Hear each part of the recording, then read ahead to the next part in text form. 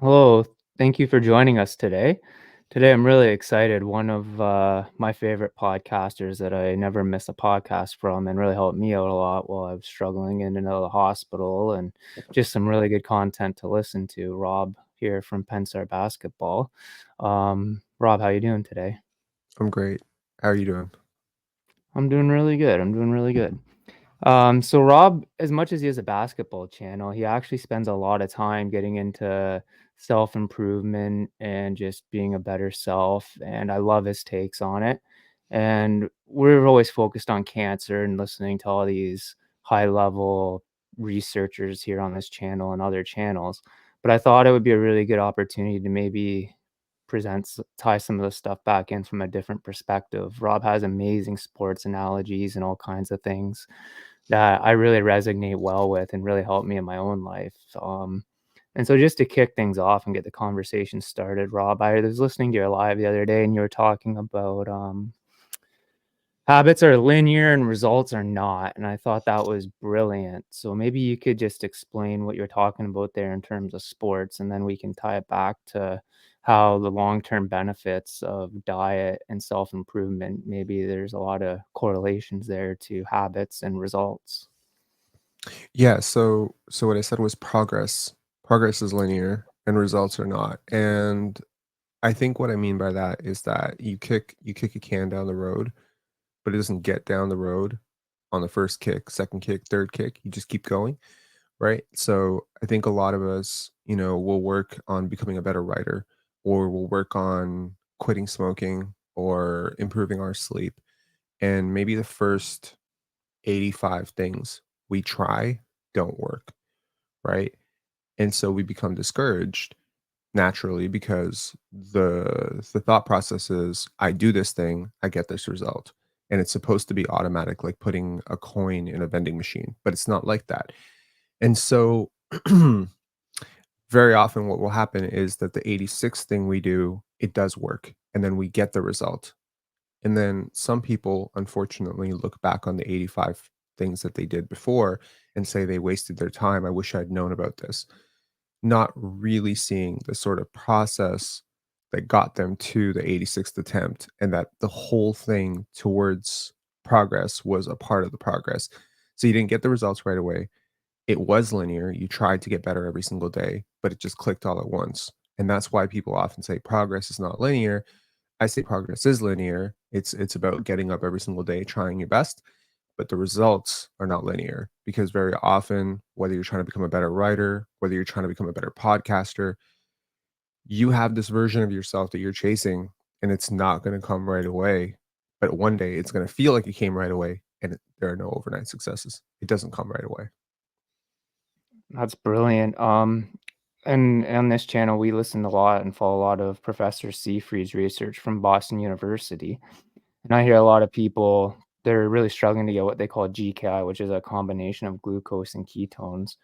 And it's just a formula that he has to help manage cancer and make you feel better. And a Mhm. lot of people are really struggling day over day, and that's getting in their head, and they're not seeing the progress they've made. And when I was interviewing Dom D'Agostino, I asked him what's an appropriate level of glucose, and he had said whatever's comfortable for the patient.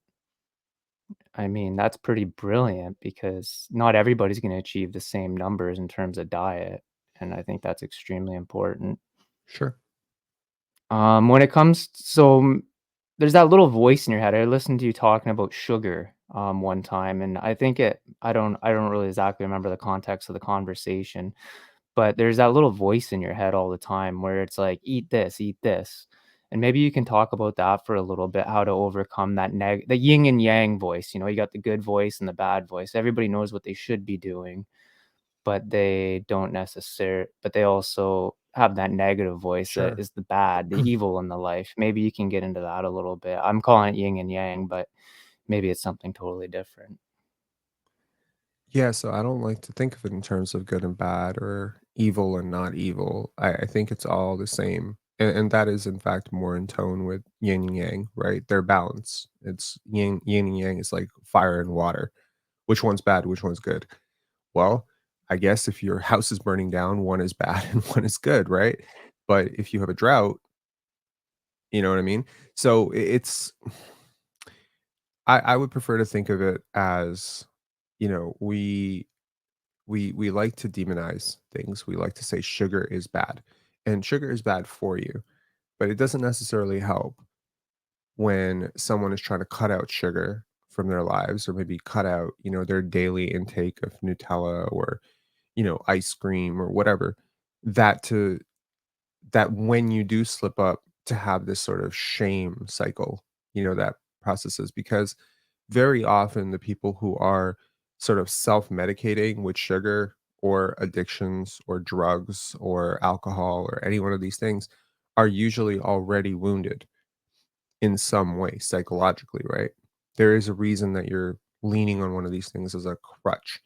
And so if your response to the wound is to medicate through this thing that maybe you learned when you were a child, sugar good, how often when we were kids did we get this feedback from one of our parents who was like, if you do this, you can have cake. If you have your vegetables, you can have cake. Sugar was always seen as a reward when we were kids, right? And so now it is automatically wired in this thing, our brain, it's supposed to make us feel good. And obviously, it gives us a surge of energy. It's not good energy necessarily. And it's bad for us long term. But short term, sugar is great, right? Alcohol is great. Short term, whatever your problem is, short term, it's going to solve it real quick, right? It's very fast. And so it's important to realize that when someone leans on these things excessively, overeats, right? Has an addiction to pornography, has an addiction to sex, has an addiction, whatever your addiction, whatever your vice, I don't think it necessarily helps to think of it as a bad thing initially. I think it can help to look at it as a deterrent. Like, for instance, if I wanted to think of sugar differently, I could think of it as, you know, instead of spiraling in that moment, so like for instance, okay, I'm trying to cut out sugar. I had a chocolate bar. Now I feel terrible. Okay, well, let me just go have more chocolate. Let me have more sugar. You know what I mean? That's how the Mhm. spiral starts, right?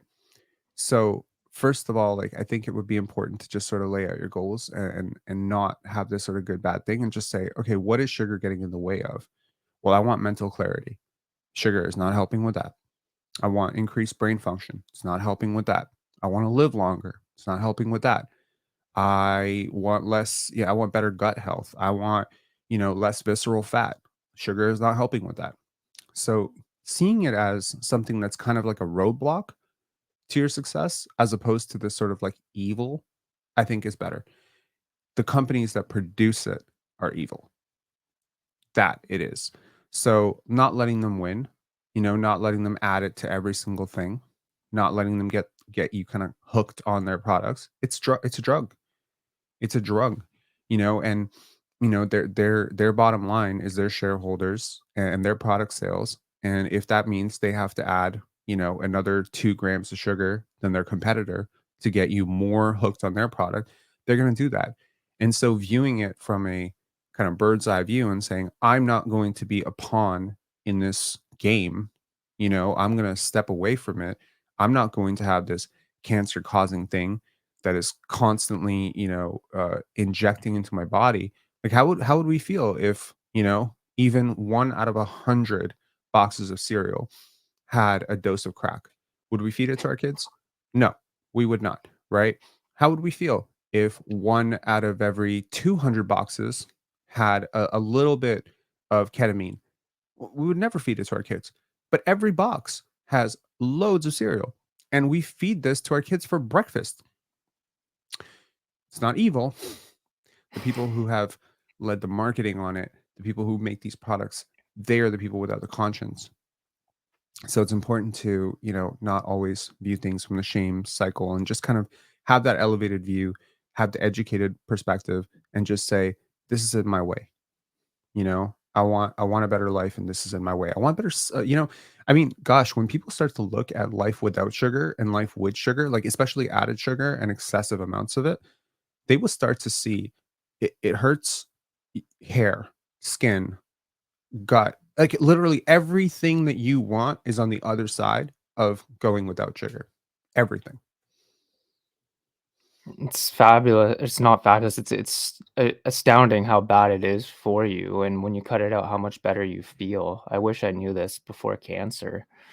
Um, Without sugar in my life, I don't get the highs and the lows and the crashes, and carbs too, because carbs are processed into sugar, but cutting that out in my life has made a profound impact on me. Like, I'm fighting with chemo and radiation and surgeries, major surgeries, and I think I feel mentally clear, and I still can get out of bed every day and get out and do stuff and be with my Mhm, kids, and it took me 6 or 8 months to get into more of a ketogenic state, to realize the benefits and get into the research into my battle with cancer, but once I did, it was one of the greatest things that happened to me.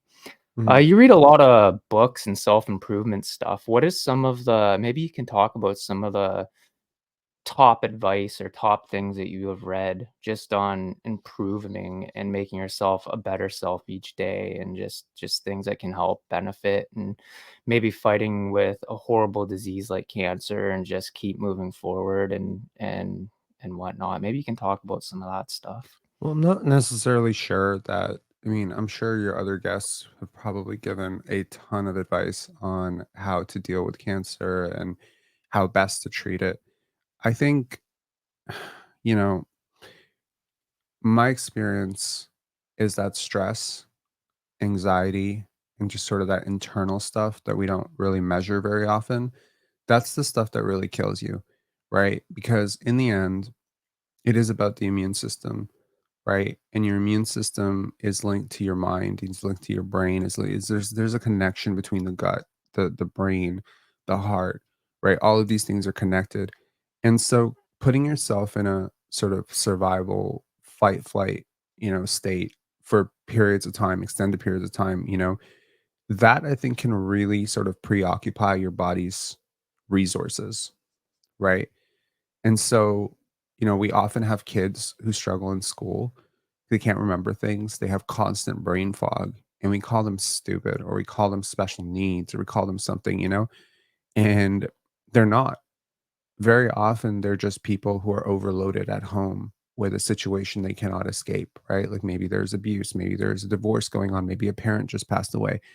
And so, what I've found is that grief and trauma can have like a significant impact on the brain, and how the brain, which is I think 2% of the body's weight is the brain, but then 20 to 25% of the actual resources, in terms of energy consumption is the brain. And so it's the thoughts. I would take a completely radical approach and say it's the thoughts that you have on a day-to-day basis that dictate your life, and then that sort of dictates how you feel. And if you're constantly in that sort of caved chest, emotionally agitated, sort of defensive, like what's about to happen, that anxious mode, I think cancer will find you. I think a lot of things find you. So I don't know if I ever mentioned this to you. I had a tumor. Did I mention this? I I heard did. it on your you talked about it one time, yeah. Yeah. So I had a tumor, and, it really forced me to think about my life. It was a brain tumor. And You know, I remember in that moment, I had started a film festival in 2017. I had also really ramped up film production on Pensare Films in 2017, and I was not sleeping at all. I wasn't sleeping. I was constantly stressed. I was just like, "Oh, one life to live," And I was just trying to, run constantly, no sleep. People were like, "Oh my god, you look so underslept." I was like, "I'll sleep when I'm dead." I thought I wore that as a badge of honor. I was like, "Yeah, great."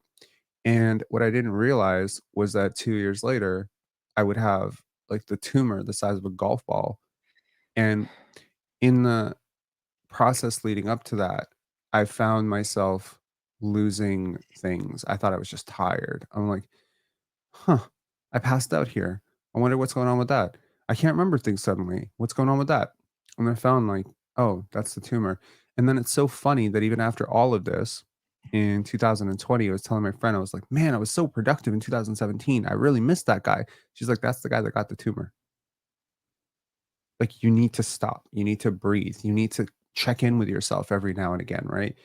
And so I just found that to be sort of interesting. And in the lead up to the surgery, I was told, get healthy, right? Because you may not survive the surgery if you're not healthy. You need a lot of strength to get out of the surgery.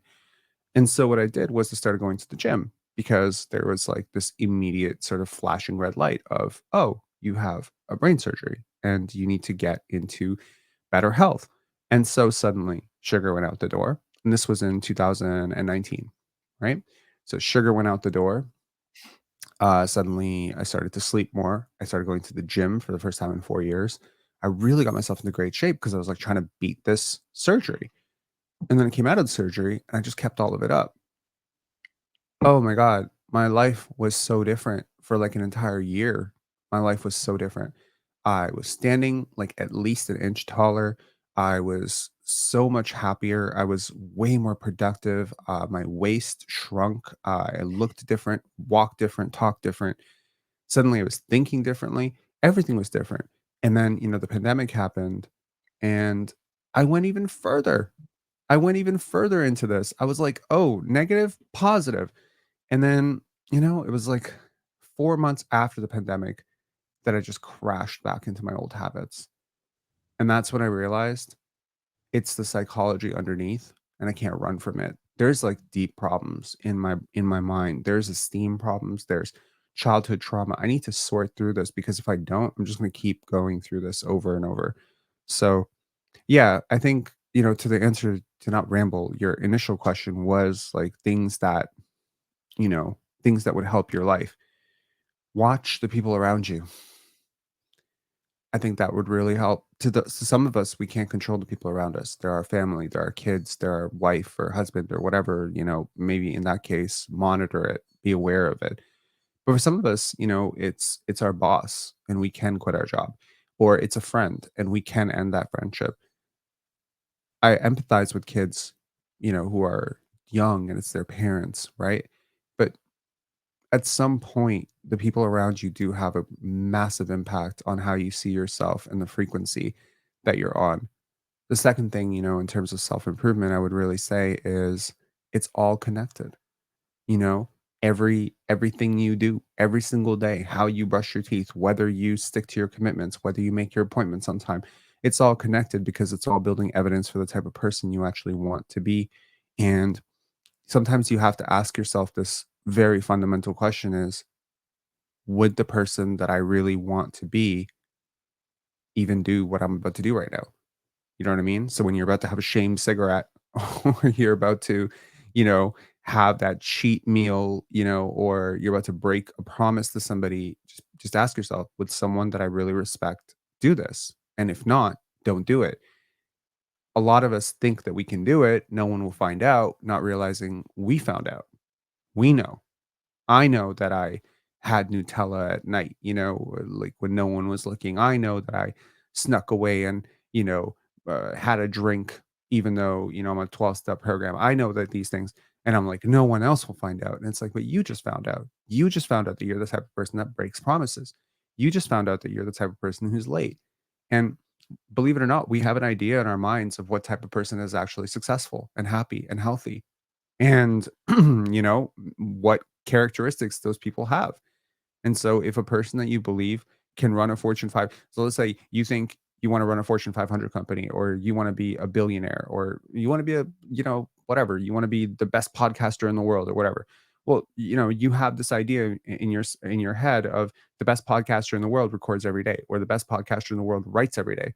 So the day you don't write, you're misaligned. You know what I mean? And you think, "Oh, no one will find out. It's just one day. Who cares?" You care. You're the person. And so that I think is important.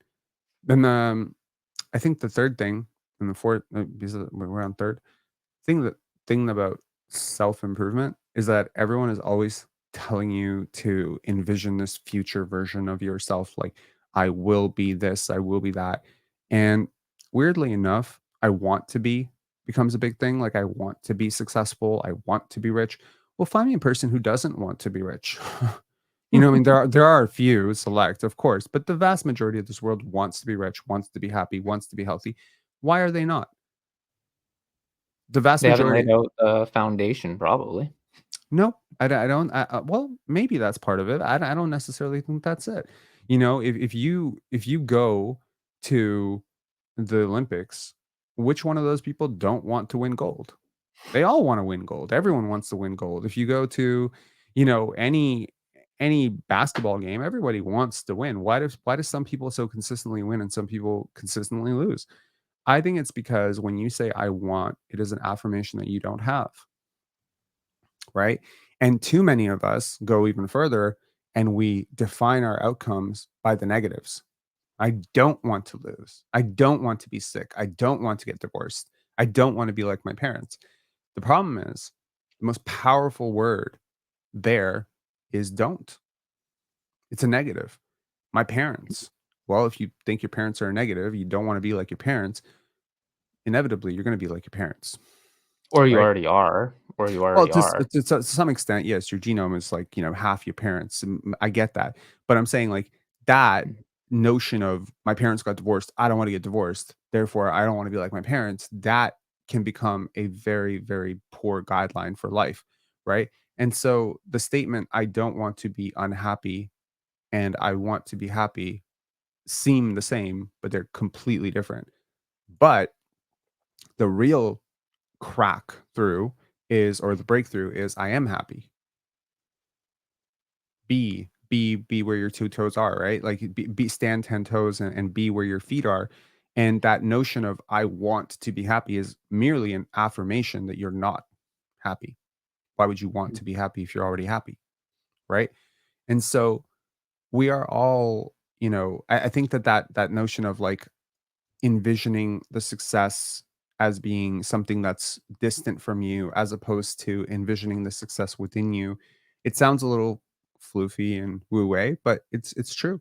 You just have to, just really envision what it feels like. Maybe even for 5 minutes a day, envision what it feels like to be, the best podcaster in the world. Just, you're not, I'm not, whatever, but just envision what it feels like to be the best podcaster in the world for 5 minutes and just kind of get that, or envision what it feels like to be happy and healthy and be there. And that feeling will become just as addictive as the sugar. And then you'll start to align things and chase things and almost manifest things to begin to bring that about, right? Yeah, so what you're really saying too is winners win, and I don't know what it is, but people that are winners in sports, especially, they always seem to find a way to win. They have this. Actually, you talked about. You said they have a different vision or something. You're talking about Steph Curry, and when he shoots, he sees more. He's looking at the rim longer, and winners are always winning. And one of the things that I found is to step back when it comes to sugar and appreciate the wins and really bathe in your wins versus like, I've had a few losses, but for the most part, I've stayed pretty strict on my keto diet. But if I start off in the morning, like this morning I had an egg, I mean, that's a win. I didn't have any carbs or sugar. But if I don't take a minute to go, "Sweet, it's already" what time is it here now? It's 11 o'clock almost. If I don't take a minute to appreciate that I've had no carbs or sugar by 11 o'clock this morning, I've been up since 6, I find it's very easy to break that streak of winning. But when you're appreciating yourself for winning, it's like, "Well, I've made it through half the day winning. Why would I wanna become" I don't wanna shame myself, but why do I wanna lose the day, from one meal and kick me out of ketosis?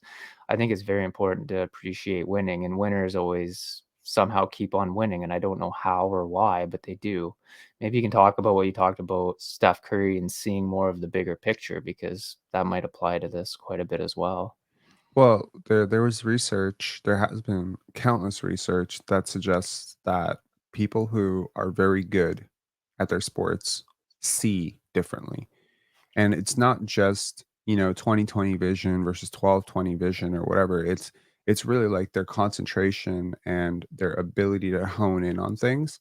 So obviously our eyes are very complicated.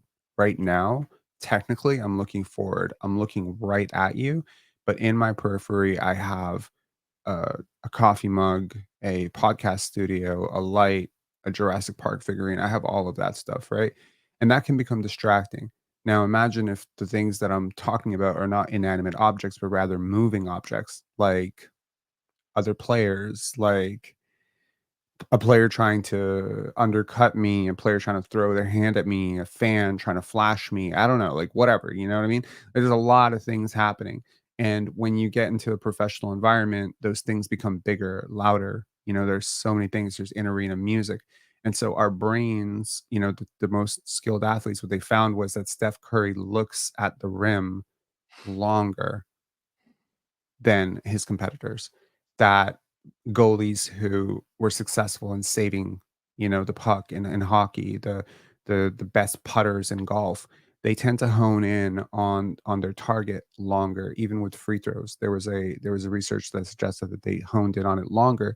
And so, I don't know, did you play professional not professional sports, did you play sports growing Yeah, up? I played hockey at a pretty high level. I played junior B hockey, so I played pretty good hockey. I was an import, so they actually moved me out when I was 17, and I lived with another family.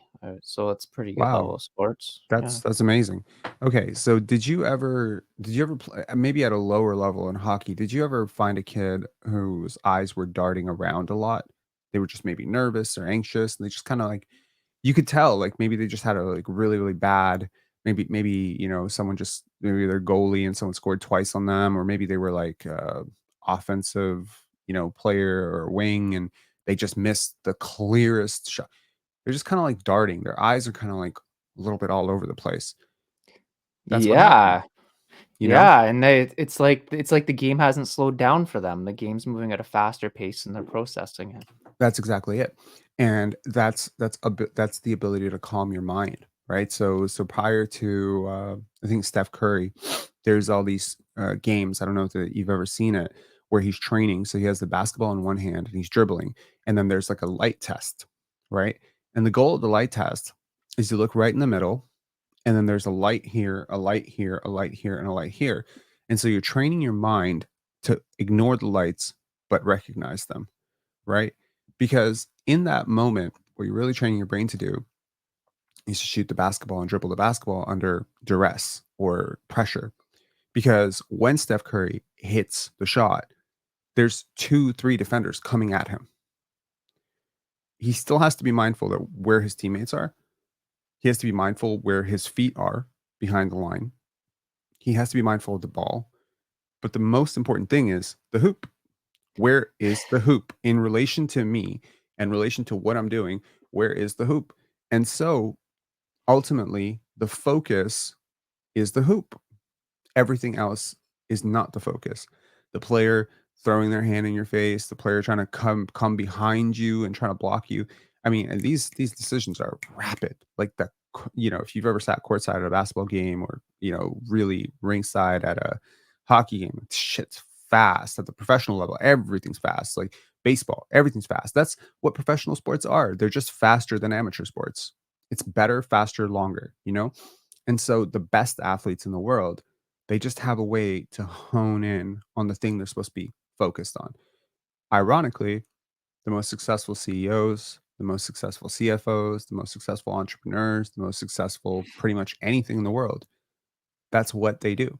They are aware of the periphery, but they see the target more clearly and longer than their competition. So I think it's a pretty good metaphor, but I think it's also like accurate. Yeah, and to tie that back into what we're doing here, guys, our target's to get a steady, consistent GKI through time to help slow the proliferation of cancer based on hundreds of research papers dating back 100 years from the Warburg effect. And in this world today with social media and with some of these keto for cancer groups and all this stuff, there's so much information bouncing around out there. But really, the goal is just to manage your GKI as best as you reasonably can to feel as best as you can while you fight this horrible disease, and stay focused on that, and stay consistent, and stay focused on the target. And yes, you can see all of these flashing lights, and it may be different ideas that you can implement into your protocol that may benefit you, but just get started, stay on track, and you can try to add and subtract through time. But this is a marathon, not a sprint. I think that ties it in beautifully. Um, I was listening to you the other day, actually, and one of the first things you had mentioned for self-improvement was pay attention to people around you in negative relationships. And I want to take that a bit further. you talked once, I don't know, I think it was pretty recently, you talked about the bad apple in a sports room and how toxic that can be, but I wanna talk a little bit more about, bad relationships, because when you're diagnosed with metastatic cancer or end of life cancer, you're given a short period of time to live. Like, I was given 22 months ago, 3 months to live, and so things weren't very good for me. And what ended up happening was I have a lot of family and loved ones, and I'm very fortunate, but everybody acted, and I gotta be careful in saying this because some people think people always take offense to it too after these podcasts and attack me for it. You're accusing me of things, which I'm not even in general. Just everybody tells me this, and everybody just acts so differently, and you end up managing everybody else's emotions, and you end up trying to manage everybody else versus yourself, and you're the sick one trying to get through this. Mhm. But I think this whole pay attention to relationships is really the bad apple. Maybe you could talk about the bad apple for a little bit, because I thought that was really well said the Yeah, other it's day a when I 2006 study that monitored the effect of introducing one bad apple to the group dynamic. So effectively, you had four healthy group members that had productive coping mechanisms for dealing with conflict, for dealing with task assignments, and what would happen if one person was introduced into that group that did not share in those healthy coping mechanisms. And what they found was that that person increased the overall distrust of the entire group. They decreased the overall productivity of the entire group. If this I think this was done in a university, the odds of getting an A prior to the bad apple were like 21%. After the bad apple was introduced, everyone's odds went down to about 10%. So it's like halved. And I think most of us can probably identify with this idea of like the negative Nancy or whatever the hell it is, right? Someone with energy that is conflicted, someone a- again, I try not to think about things in good and bad, it's not bad people. They just have heavy energy. They have poor coping mechanisms. Maybe they have their own trauma, but ultimately their effect on the overall group is miserable. And there's that old adage, misery loves company. Yeah, I think misery loves consensus, right? And so, you have a person in your life who thinks there's a way to do things. So you can only be a doctor or a lawyer. You have to go to university to be successful. And then you have, the vast majority of people in the group that are just like, no, we can do this without, we can launch this business without. Well, that person has now had some elements of their understanding of the world threatened. And they can do one of two things. Like they can either adapt to that or they can try to enforce. And the bad apple will enforce. They will enforce their negative energy, their negative perspective onto the group, right? So, what the study found was that if caught early enough, if the group itself was healthy enough, it could reject the bad apple, or it could shun or even correct the bad apple. They could maybe lay out some rules and say, listen, I know that you feel this way, but this is not going to fly here. Or they could just say, thanks for coming. We're not interested in having you. Please leave. However, if the bad apple is allowed to stay, it will pretty much pollute the well. It will create a sort of negative team dynamic. It will erode trust. It's almost like rotting a tree from the core, right? And so suddenly the leaves will start to fall and everything will start to decay. And yeah, I think, you could probably think of this like narcissistic personality disorder, like how the impact of narcissists or people with NPD will, somehow over some period of time just completely erode every good habit that their partner has. And then, you know what I mean? So I think that we have to be very, very mindful, especially if you are naturally a bit of an empath or someone who feels badly, because these people always have, a story in which they're not the bad guy. You know, something happened to them. Like me personally, I have a lot of empathy for people who come from tough situations because I came from a pretty tough situation myself. So whenever I meet somebody who says like they were beaten or abused or came through the system or they came through foster care, my first thought is like, oh my God, let me do for them what someone did for me. That's my immediate first thought. But sometimes that's just a story. It can be partially even true, but their intentions are not necessarily the same, right? And so it is really important to always remember that when a plane is going down, they tell you to put your mask on first for a reason. Because if you are dead, you are not able to help your child. And that seems very counterintuitive. For a mother flying with a 5-year-old, the idea of putting your mask on before the 5-year-old is crazy, right? Seems insane, but it's actually the right thing to do. And it's proven to be the right thing to do. And so I think that I always try to remember that when I'm dealing with people that I think are very negative or maybe having a very heavy effect on me, is I try to journal after I meet new people and I try to say, like, how do I feel? You know, do my goals feel further away or closer? Do I feel better about myself or worse? And I think that it's most important to realize that bad apples are not the same thing as people who have disruptive personalities. So someone who kind of challenges the status quo, right? So like, you know, like someone who kind of comes in and it's like, "Hey, I know you guys do this way, but have you thought about doing it this way?" And they go about it in a productive way that is meant to challenge. That's good. Scotty Barnes is a good example of this, right? Someone who just kind of like, just like, "No, we're going to try it this way." But the overall essence is still progressive and positive. And I think that it's important to realize that, yeah, like it's very important to surround yourself with those types of people and to very, very closely monitor your emotional well-being and to not feel like you're being selfish, right? Like what you mentioned with, having cancer and having to manage people around you and people being different. I think it's important to be able to have that sort of self-expression to be like, "Hey guys, like I know that you're worried about me, but I need you to be normal. I need you to remain as normal as possible because I really need that for my health." But very often we lack the ability to confront people.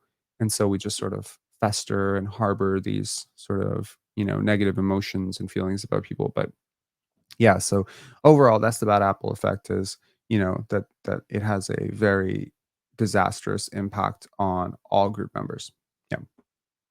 You said it's check you check in with yourself, earlier, and I made Oh a yeah. note about it. So how do you do that? What's the process you go through to step back and check in with yourself? Well, I like to journal. I like to really get honest with myself. I like to try to every single day I have like a set of tasks that I set out for myself in the morning, like I plan my day. So like the first 5 minutes when you wake up to use that momentum and use the dreams and use your cleanse from the night before to really get deep and honest about the day you want to have or even plan it out the night before.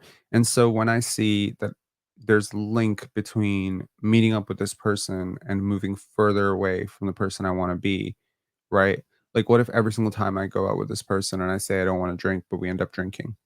Or, every single time I go out with this person and I say I want to be home by 11, but then I get home at 2 a.m. somehow, you know what I mean?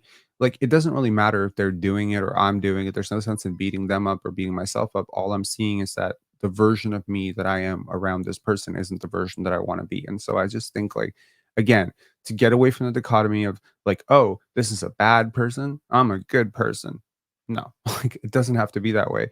Sometimes I think it's the most productive thing to say, "This is not a match."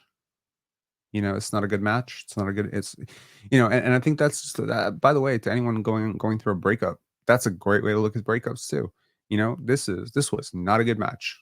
You know what I mean? Like this is just it doesn't fit. It's like a puzzle piece. It's supposed to fit, right? You're supposed to fit each other. It doesn't fit.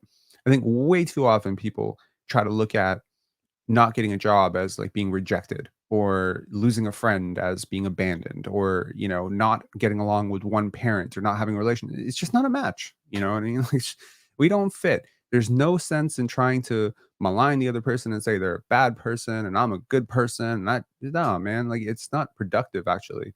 Yeah, it just doesn't fit. Move on. Something, and you're gonna have to help me out with this, but I always hear you talk about every year at this event, I try to do this thing.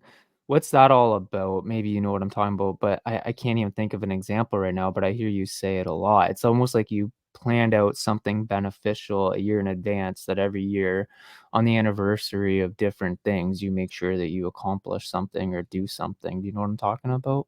I've heard you Absolutely. mention it a few times. Yeah, so my parents died. My dad died when I was 13. My mom died when I was 20. And I remember I remember I didn't have a great relationship with my dad when he passed away, right? I actually got to be much closer to my dad after he passed away because I spent most of my life thinking the guy hated me. I really did. Like he left when we were like when I was 9, and we didn't have much of a relationship before that. We barely spoke. He was always busy with work. And unfortunately, most of my understanding of him and his feelings towards me was framed by my mom and her family. They did not like him, and they apparently were very invested in me not liking him as well. And so afterwards, I would try to do something that would make him proud. And I just did this subconsciously because I felt that I needed to apologize for how cold I was, you know? And I remember it was like 2 days after he passed away, went into his room, and my grandmother said, "Collect some stuff that you might wanna remember him by." And that's when, like, all the lies sort of broke, I saw pictures of me, I saw old medical reports, report cards, and they were touched. They were not things that had been put away. They were not things that were dusty. These were things that he handled on a day-to-day basis. These were things at the top drawer. And that's when it sort of hit me, like, this guy really loved me and he really cared about me, and so he's not here anymore.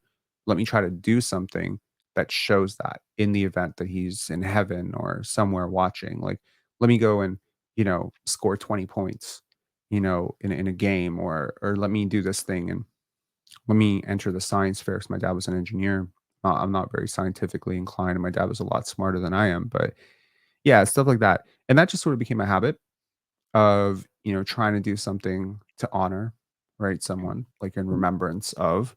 And so when my mom died when I was 20, I started doing that for her too. So one thing that I would do is I would do something that I wouldn't do that she would do, so that I'm not naturally inclined to start a charity for homeless people, but my mom would. I'm not naturally inclined to do this thing, but my dad would. And so every year on their death anniversaries and on their birthdays, I do something for others that they would do that I wouldn't do. And I'm always reminded that that thing that is happening. So if someone says, "Oh my God, I'm so grateful for this coat," because like we did warming the streets for like 8 years. And so every year we would go around on my mom's death anniversary and we would like give people warm shelter and sorry, not warm shelter, warm clothes, warm donations, warm food. And they would all be like, "Thank you, thank you. This is so helpful." And I was like, bingo, that's all those thank yous are going to my mom because this would not exist without her. And so every single time we did one of those things, it was always they are living one day a year. And on that day, I felt close to them. And so I was able to do something, and I've lost a lot of people, man. Like I lost my best friend to leukemia, and this was 3 years ago now, you know, and that was tough. And so now I'm thinking I got to start doing something for her too, and yeah. That's it's you're making such a positive difference out there with this negativity in your life, and that is really something special. I really admire that, so good on you. That's Well, it's pretty it's it's awesome. about reframing, right? Like every single thing, right, that happens to you, right? It's already happened. So the event is in the past. Your diagnosis is in the past. Your sugar Mhm. consumption of childhood is in the past, right? Just like my years of neglecting my sleep are in the past. There's really no sense right now. There is the illusion in our minds that we can somehow change the past.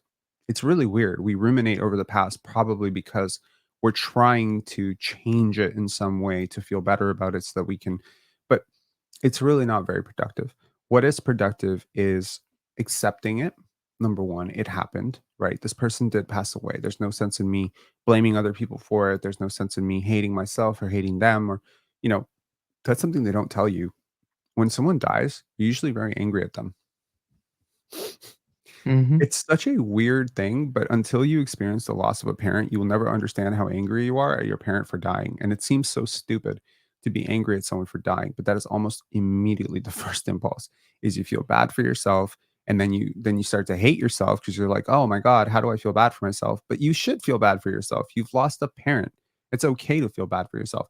And then you're angry at them for dying because you had, you're like, oh, you're not going to be at my graduation now. You're not going to be at my wedding, and you're never going to see my first child. And you're almost angry at them because they made all these promises that they don't get to keep now, you know? And so what I'm saying is, I think what I've found to be very helpful is not to deny reality, but to make reality a little easier to hold, right? I Yeah. often, you know, use the example of a backpack, right? I don't know if you ever like heard me talk about this on one of the podcasts, but since birth, we have like this bag on our back that we just don't realize, we're not fully cognizant of. But there are things that are getting put in this backpack, whether we realize it or not, ideas, good and bad. Ultimately, once in a while, we get a brick thrown in it. Like, we tried to read in front of the whole class, we stuttered a little bit, and boom, people laughed. Now we're afraid of public speaking. That's a brick in your backpack. You carry it forever. Or you were a little chubby as a kid and everyone called you fatty. And now you have this sort of trauma that you just buried away and it's a brick in your backpack. Or your parents, hit you, abused you. Some people had, different type of abuse. Like those are all tons of bricks. And we just kind of develop you know, coping mechanisms to carry this much weight. And a lot of us carry a lot of weight around with us. And so at some point, and I'm sure you've seen it, people break, you know, they get to about 32, 33, and they're just like, they don't realize it, but they're just done. They're just done. They're just stuck. They're stuck. They're numbing themselves for the rest of their life. Their whole life is basically a fever dream from that point on. They do not try to do anything beyond numbing. So they're drinking alcohol, smoking cigarettes, doing drugs, watching TV, doom scrolling on TikTok and Instagram. Basically, their whole life is basically, how do I get from one day to the next day with as little thought as possible? That is a person whose backpack is full, completely full. And what they don't realize is once your backpack gets too full, no amount of muscles are going to help you move. You just become stuck. You become stuck at the moment that you froze. And so the question is, okay, can we use therapy to unload these bricks one at a time and get you moving again, get you moving forward? The second thing would be, okay, maybe we don't want to let go of these bricks right now. Some of them are hard. Can we make this backpack any easier to hold? Does it have to be on our back? Can we carry it with our arm? Can we carry it on our chest for a little bit? And that's where I think, this notion of reframing comes in, you know? Yes, my parents are dead, but can I do something positive about it? Yes, I lost this job, but is there something positive that has come out of this? And I'm not talking about delusional positivity. I'm not talking like toxic positivity where like, oh, yeah, I'm happy I got a cancer diagnosis. No, you can absolutely absorb the reality of it, but is there something positive that could come out of beating cancer? For sure. For sure. It's an experience that you'll have that very few people in the world will have. It's probably something that's taught you a hell of a lot about your life, right? So you get out of this, you're going to live a better life post cancer than you lived pre cancer. True? Oh, absolutely. You're a different person the second you're diagnosed. Bingo. So it can be treated as a blessing too, can't it? I think So so. I it sounds crazy in the moment to say, but when you look at someone like Viktor Frankl going, to the prison, or when you look at, Mahatma Gandhi, or you look at any of the great leaders, there's so much pain there. But the pain is refocused, rechanneled. Pain is all energy. Focus it in another direction, and it becomes an overwhelmingly positive thing, right? Like Mhm. you can be an abuse, someone who was abused as a child, and that can be a heavy burden to carry. And then you deal with it, unpack it, reframe it, and now you become a person who writes a book that helps millions of people that are dealing with the same situation. Now you have overwhelmingly turned a negative emotion or a negative experience into something that has positively benefited. You turned something that negatively impacted one person into something that positively benefited a million. How is that a positive? You know? Yeah. It's awesome. You know, you're absolutely right. One thing that I've noticed about you, and please don't take offense to this, I actually think this is a positive thing. You've made major self-improvements. When I first saw your channel, the first couple times I watched it, I thought I didn't actually love it. It took me a little bit of watching you to really fall in love with it, because sometimes you get very confrontational, and then you always go back though. And what I admire so much about you is that you humble yourself and apologize when you're wrong, and you have a way of circling back around after the fact. It might take you a day, it might take you 10 minutes, it might take you a minute, but you always come back to reality, even if you get angry about something. So there was, and I don't want to bring up negative, so I hope this is okay, but there was a Perfectly guy fine. that really was quite rude to you from, I think it was Player's Choice, and he made a really mean video, and then you responded live, and then you circled back a day later and just totally humbled yourself and said, "Nope, I was totally wrong for this." Even though he hit you first, you just responded, but then you still circled back and said, "I shouldn't have done that." And I just thought that was so admirable. And so how do you find yourself, like, you've made huge improvements on yourself, like, it's totally noticeable, and you probably know what I'm talking about more than I know, Mm. but from what I can see, it's like it's night and day from a year and a half ago. That's amazing. And honestly, there's this old adage that, someone told me this once. They said, if you really want to make your way into someone's heart, pay them a compliment for something they really had to work at, right? We often will pay someone a compliment for being tall. They didn't really work at that, most likely, or, pay compliment to someone for being beautiful or something. I think I've had to really work on this. And it's funny because I started this podcasting journey in 2022, really. And that was after a world of improvement. I was already like, I mean, I think in 2020, my friend, no, 2021, my friend Margot said this thing to me. She said, Robert, you've improved more in 10 years than any person I've ever met in my life. And to this day, it is in the Hall of Fame of the nicest things and the most meaningful things anyone's ever said to me. One of them is also my mom saying, I finally know you're a good person when I was 18. She said, I finally realized you're a good person. I think her her saying that was because there is like this relentless questioning of myself. Like I'm willing to be, yeah, like so I don't get stuck too much. I try to unravel things. I try to like get to the bottom of things. I want to get to the why. What is it about this situation that made me act this way? And of course, emotions get the best of us, and we feel very justified in the moment. But then hopefully we can look back on it with a different lens, from a different mindset, and just say, huh. And it always comes back to two things. Number one is asking that question: would someone that I really admire or the person that I want to be, would they do this? And very often, if the behavior is, the type of behavior you're describing, of being angry and being hostile and being reactionary, no, you know?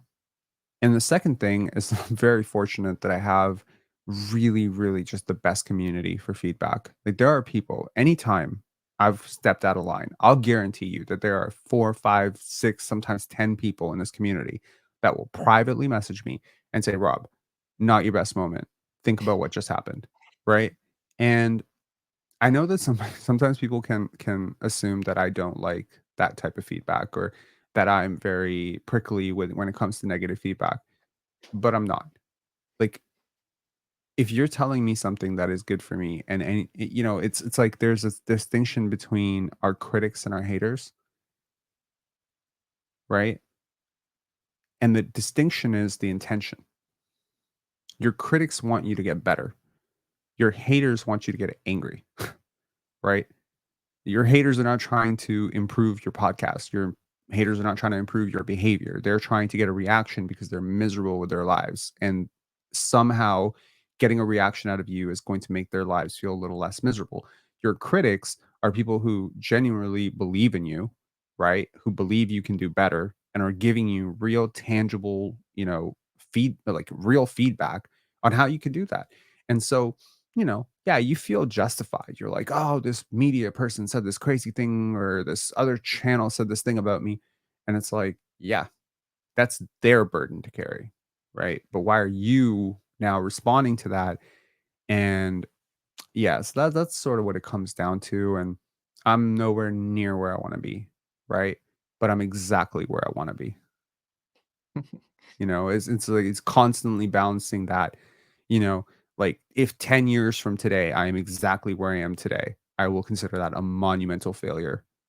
But the fact that I am here today is a monumental success.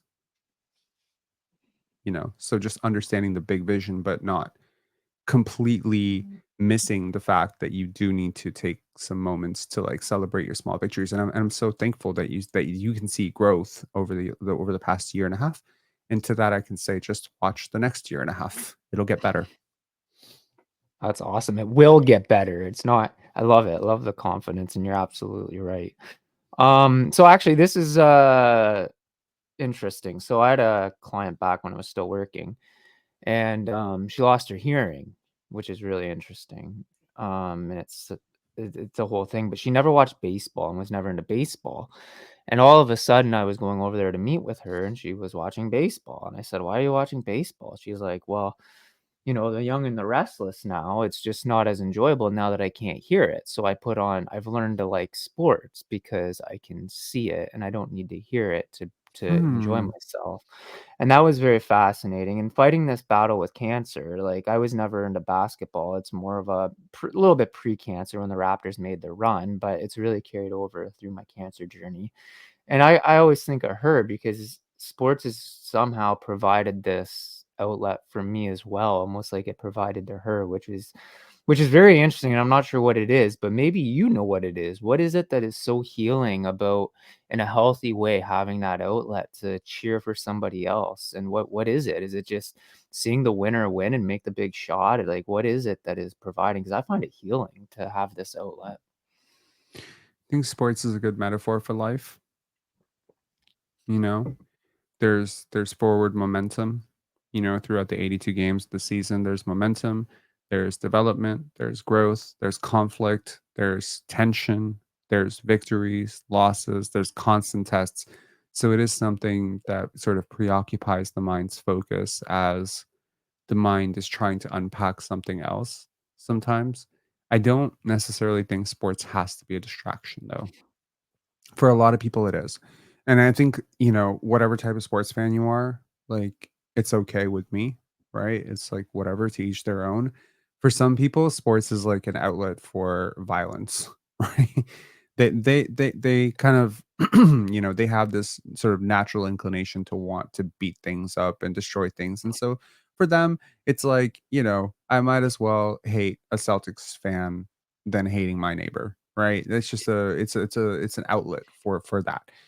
And I think for some people it's just sort of something that allows them to just untune their mind and focus on somebody else's problems, and sports are constant problems, especially with basketball. Huge problem. Oh, 10-point lead. That's a huge win. Oh, lost a 10-point lead. Huge problem. Suddenly there's like the mind becomes occupied with that. For me personally, sports was an opportunity to connect with my parents. Basketball is actually a wonderful thing that connected both my parents to me. Like nothing in the world connected them to each other. That's why they got divorced. But my dad and I connected through basketball because he taught me how to play basketball. And so the only memories really I have of him when I was a child was playing Street Fighter 2 with him and playing basketball, and maybe going for a walk in Brooklyn. Like, I mean, there's not a lot of memories that I can really tangibly hold on to, but playing basketball is one of them. And with my mom, our relationship was so strained by the time I was 14, 15 years old. I was talked back a lot and I had a lot of radical ideas, and she was very I didn't find her to be very open-minded about a lot of the things that I had to say. And the one thing that we could do together is watch Raptor games. It was the only thing, and that's something we could discuss. You know what I mean? This guy got traded. This guy that we watch every day, he got traded. Or this guy, he's drafted. He's going to be really good. And so I like to consider that my mom was the first subscriber to Pensare basketball, because she would listen to my random takes about basketball for a really long time, and basically she didn't know anything about basketball prior to us starting to watch it. Zero, like no knowledge whatsoever. She watched soccer, she watched other sports. She didn't like growing up. She didn't watch basketball, so it was something new. And ironically, it's something new we sort of did together because like I also kind of grew up playing tennis. I was passively aware of basketball. But when we moved to Canada, the Raptors were the first thing that we did together. And ironically, this actually is advice to couples, right? If you are with your partner and you're feeling a little disconnected, learn something new together. It is the best thing for you. Learn something that neither of you know how to do, you know? So, yeah. So, I don't know. Long, rambly answer, but yeah, hopefully it's something. Learn something new together. And not you said if you do everything every day with your right hand, start doing it with your left hand. I heard you talking about that the other day. I thought that was Did interesting. you Maybe try you it? can talk about that. No, I haven't tried it yet. I just thought of it. Since I listened to it, I haven't tried it. But maybe you could talk about that. That's interesting. Yeah, so neurons that fire together, wire together is the t-shirt slogan of every neuroscientist, right? And ultimately it's about these neural pathways that get cemented over a period of time. And so, conflict equals anger. If you learned that lesson as a child that every single time people were in conflict, they screamed at each other, that's neural pathways, right? That have come. And so the minute you encounter somebody who deals with conflict by talking, you're going to feel suddenly weirded out. Like there's something wrong with this person. My spidey sense is off, and you walk away from healthy people. So I think what's important is that as we become creatures of habit and routine, right? That once in a while we disrupt the routine in healthy ways so as to almost scramble our mind a little bit. Because believe it or not, it's very uncomfortable after a lifetime of brushing your teeth with your right hand to suddenly try to do it with your left. It's very uncomfortable to try and do things with your feet or that you do with your hands or try to open a door with your foot like it's just weird. And every one of those weird things, it disrupts an existing pattern, which kind of forces you to jolt out and forces you to reevaluate the effectiveness of the pipeline that you've laid out, right? So you alluded earlier to self-improvement and how I've improved a lot over the last year and a half. That is precisely because I constantly want to disrupt all my patterns, right? I will take random breaks away. I will try doing things completely differently. I'll, try doing scripted content, unscripted content. You know what I mean? Like I'll try editing one way and editing a completely different way. I'm just like not afraid to try a lot of new things. And that's not just completely random. It's actually part of the process because every single time you try a new thing, you're disrupting existing pathways. And in a weird way, you're loosening up some of the pathways. Like it's almost like paving a forest, right? Like the first time someone walks a path, it's you disrupt a few bushes. But after 500, 2,000, 8,000, you've basically paved a highway with your feet in that forest. And so now when some random stimuli comes through the world or the universe, it's got a highway to roll down. It's very difficult to roll down any other thing when you have a friggin' highway paved in your forest. And so I just prefer, to look at that highway every now and again and say, do I need a detour? Do I need an off ramp on this highway? And I think that, brushing your teeth with your left hand or, not eating food for a day, like, going on a 24-hour fast, drinking, water only fast, going to a place, going to a place you've never gone before, eating the type of food you've never eaten before. Like, let's just say, like, you've lived your whole life. Like, I hate spice. I hate spice. Okay, cool. Eat spicy food one day. Just test it out. See, because we sort of like build these very rigid understandings of ourselves, and I think that it's a very effective tool to look back and say, when's the last time I tested this hypothesis? Because it's only a hypothesis, you know. Like some of us hate things we've never even done. Oh, I hate, you know, scuba diving. Have you ever been scuba diving? No. Well, how do you know you hate it? Could be the greatest thing on earth. You don't know that, right? Like with me, I used to say I didn't like hockey, right? Never really stopped to think why I didn't like hockey. It's precisely because I don't know how to skate, and because kids who were good at hockey often made fun of me for not being able to skate. And so it became a negative thing. But now I can watch a hockey game with great enjoyment. I would go to a hockey game very happily and have a great time. But 4 years ago, I couldn't have done that. I would have been sitting there judging it like, ah, these people, you know, it's silly. But yeah, so I think that it's effective to just look back and say, "When's the last time I tested this?" Yeah. That's awesome.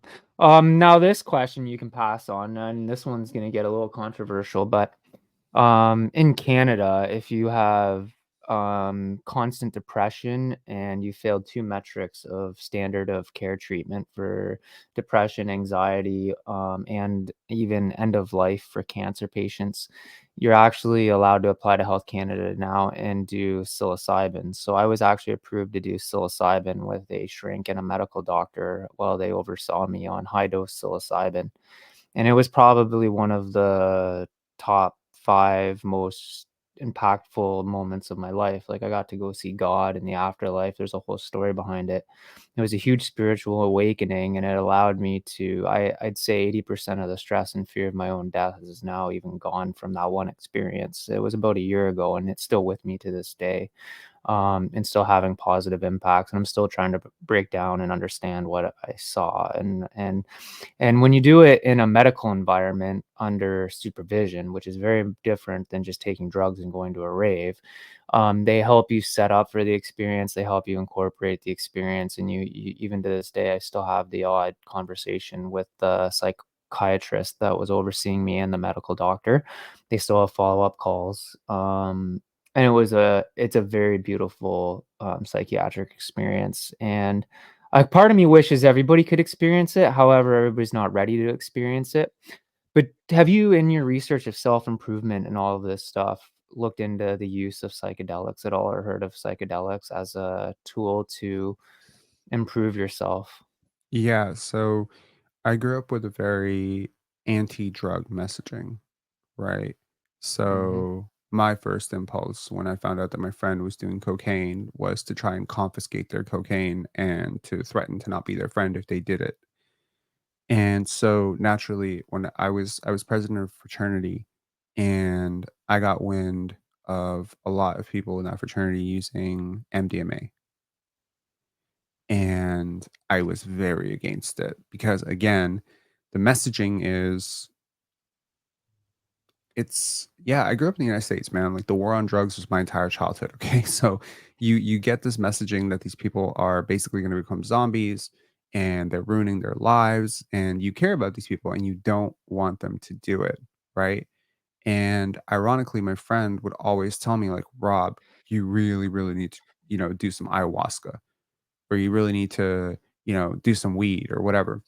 And then I did smoke weed a couple times, prior to it being legal. So I was breaking the law. Sorry. I hope the statute of limitations have passed on that. But I tried it a few times, and I'm not really sure I ever really sat there and thought, like, what did this do for me? I've never done psychedelics ever, but I am way, way, way more open to it today than I was when I was 21. And the reason for that is because for the same reason as the left hand toothbrush thing, right? Like there's a have you come across a therapy for depression and anxiety, for depression and trauma for the eyes? It's called E, EDMA. Oh, yeah, yeah, yeah. I, Yeah, I, yeah, it stimulates the eyes with lights and stuff, so it's almost like yeah, having that psychedelic, I don't know if it's called yeah, EDMA. It's called EM um eye movement. I EMDA. I think it's called EMDA.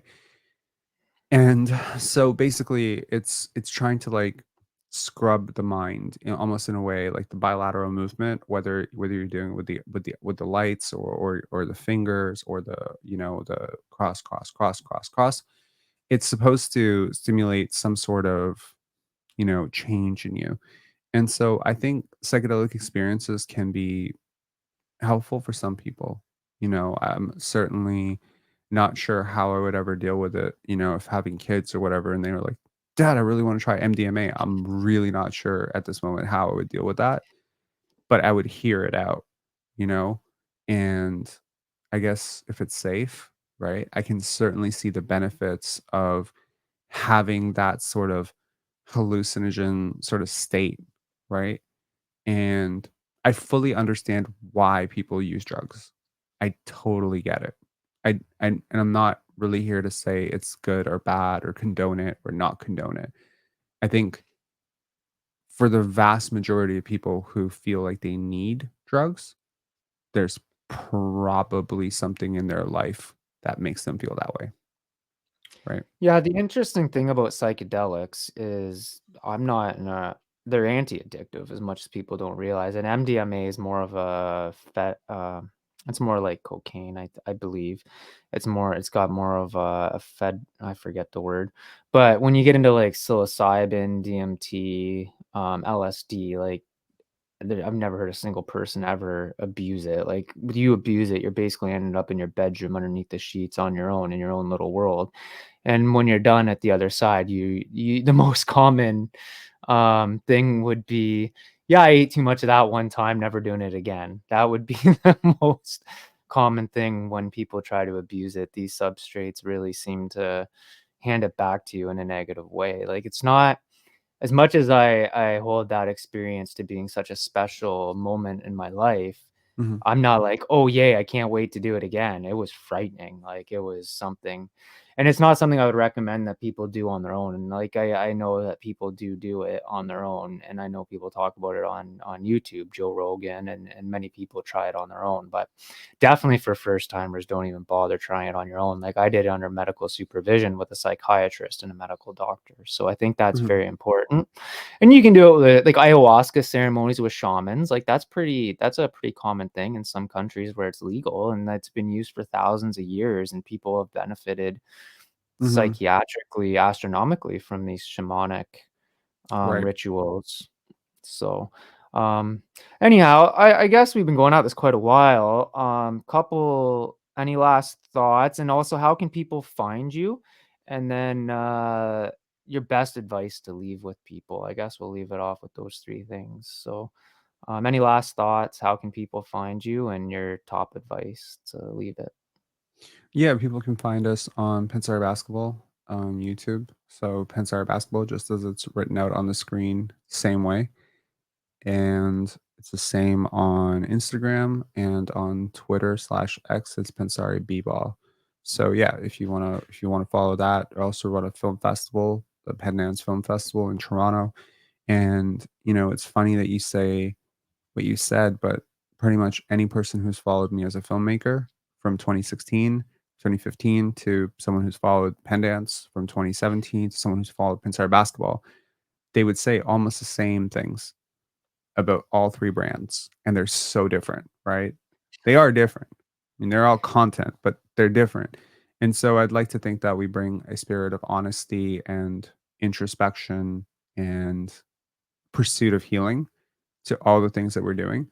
And whether we're doing that through basketball or whether we're doing that through, an international film festival, it's the same thing. So yeah. And yeah, in terms of like, your advice, that's big, right? Like your big, advice, like what more can I say that I haven't already said?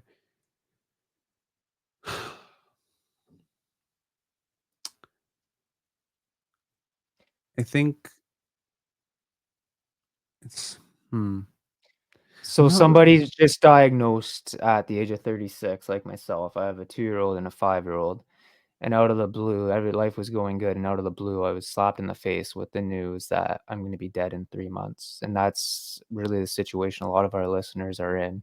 So maybe I'll help you out by saying, what how do you overcome that? Or what's the best way to manage that? And maybe I'll kinda put it in your court, but I think that's just a really big problem, and I think the number one thing is to understand that this is now a marathon, not a sprint, and just take a step back, and you usually have a few weeks or months to think about it and really put a game plan in order, and I'll let you take it away from there. Maybe you can add to Sure. it.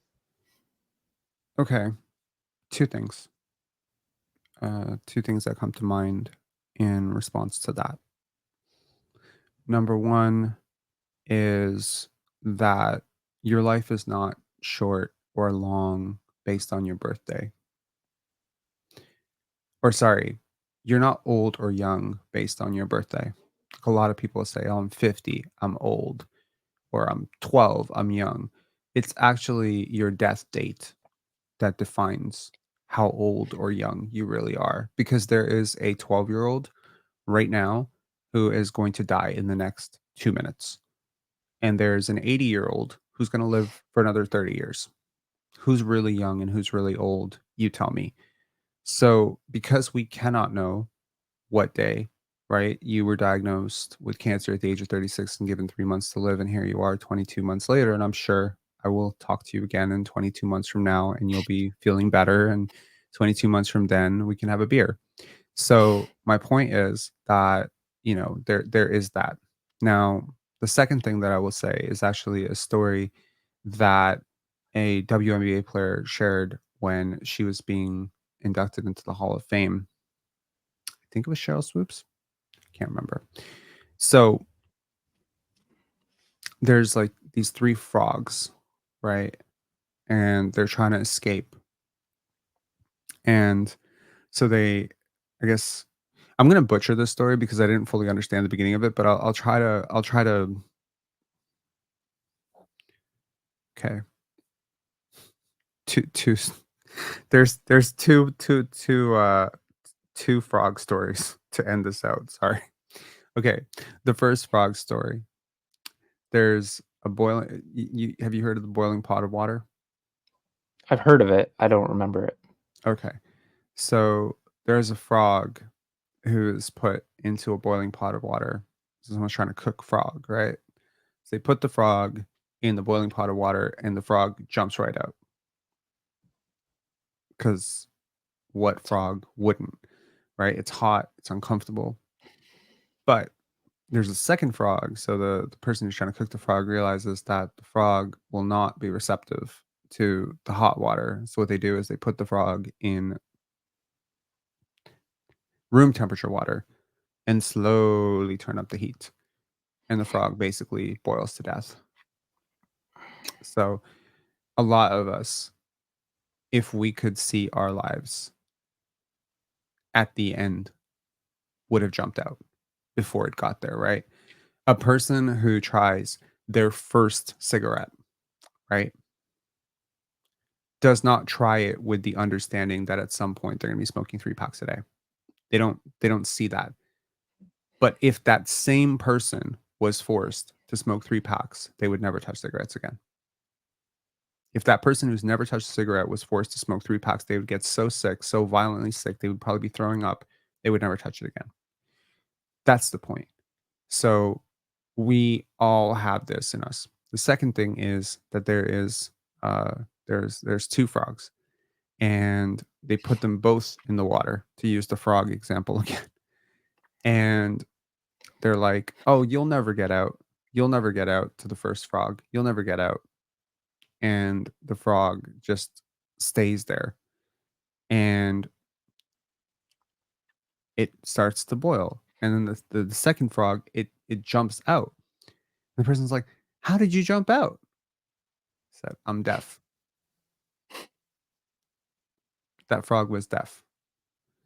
So the limitations that are put upon us by our society, that was probably like the most horrible way to tell that story. I clearly do not understand that story completely, but the point of it was that the limitations that people put on us, that you can't start your businesses, most businesses fail, you can't start a podcast, it'll never be successful. Before we started Pensare Basketball, I was told that it would be 2 years before we made any sizable amount of money, before we be monetized. I was told that I couldn't do this by myself. I was told that, trying to do this without media backing is, career, uh, it's not going to be good. It's no one's ever going to come on. This, the call-in show thing was never going to work. How are you going to screen it? Whatever. And honestly, I just didn't listen. and I think that's been a great gift of mine is learning, you know, when to tune certain things out. So, you know, and clearly, when someone told you you had 3 months to live, you made a choice not to believe them, right? Mhm. And that's it. That it's I'm not saying it's a placebo effect or anything, but sometimes it helps to be deaf. That's beautiful. Yeah. That's absolutely beautiful. I'll put a link in the description below so you guys can find Rob Pensare Basketball and his film festival. Rob, thank you so much for joining me today. I really enjoyed this. You've been idol of mine. I've watched you for Oh a year and a man. half now, and I really appreciate everything you've done for me. And thank you so much for taking the time today. My pleasure, man. Have and to everyone out there, stay healthy, and I'm wishing you a lot of healing thoughts. Yeah. Have a good day. Have a good day, everybody. Cheers, Jason.